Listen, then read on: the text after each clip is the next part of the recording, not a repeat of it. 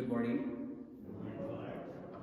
The healing of the blind man in today's gospel happened in two sessions. I do not know if you noticed. The first session was he saw people, but they looked like trees walking. And the second session, he saw everything clearly, and according to the gospel, his sight was restored. It happened in the two sessions.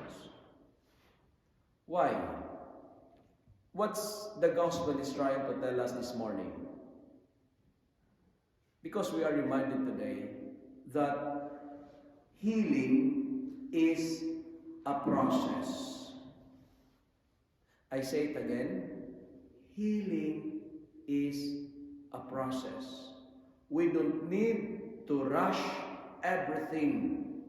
We need to take it step by step. My dear parishioners, my dear friends, if on the first attempt we fail, don't worry, because there's another session waiting for us. Like Noah, in our first reading for today, he waited for more days. He waited for 7 days. And the first time, he set out the raven and then the dove. Life is a process. We need to take it step by step. Second, after the man was healed, Jesus ordered him, and he told the man, "Do not return to the village." It means keep it secret this time. And again, this is typical of a Markan gospel. This is what we call messianic secret. Do not return to the village. What does this statement try to tell us? Number one, Jesus would like to make it secret for this time, because it's not yet the time for the Messiah to be known. Another interpretation might be, I would like to dwell on the word village. Jesus ordered this man not to return to the village because this village is the reason why this man is blind. That makes his vision blurry. And it's good to ask ourselves this morning too, where is your village that makes you blind? Who are in the village that make your sight blurred? And what is your village? And today, Jesus is ordering us, do not return there. Perhaps our village is our fears. Perhaps our village is our vices, our addictions, our wicked thoughts, our failures. Do not return to it. Let us not allow our sight be distorted by this kind of villages. In our life, there are people who makes our sight blurred. There are situations, there are attitudes that makes our life foggy. We cannot see things clearly. That might be our village. And Jesus is telling me and you today, do not even return to it.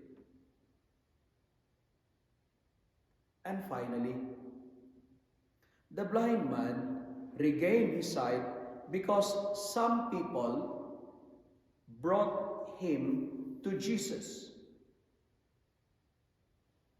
Some people, maybe his friends, or I don't know. You know, in our life, we need people who can help us see things clearly. We need people who will push us closer to Jesus. We need people who will clear our foggy and blurry vision. We need people who can help us to see things as they are. And it's good to ask ourselves this morning again, do we have friends that makes our sight clear? Do we have group of people that help us to see things as they are? There are two types of people nowadays. Connecting it on our first reading, there are people who like raven.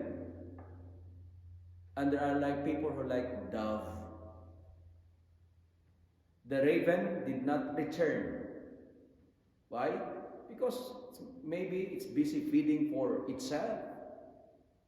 It's always for the self, and the self.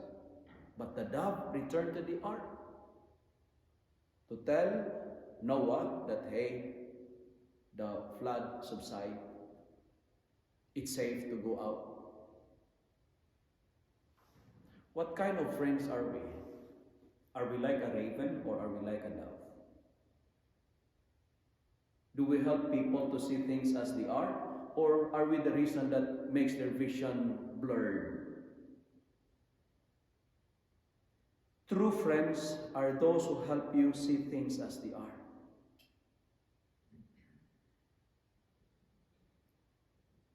Let me end my reflection by quoting this word. I don't know who said this one. And there is an author that says, and I quote, true friends, real friends, authentic friends are not the ones who make your problem disappear. They are the ones who won't disappear when you're facing a problem. What kind of friends are we? Three important points to ponder this morning. Number one, always remember that healing is a process. Transformation, change is achieved step by step. Second, if there are people, if there are events, if there are things, or there are situations that makes our vision blurred, don't return to them anymore. And finally, we need people in our life that can help us to see things as they are.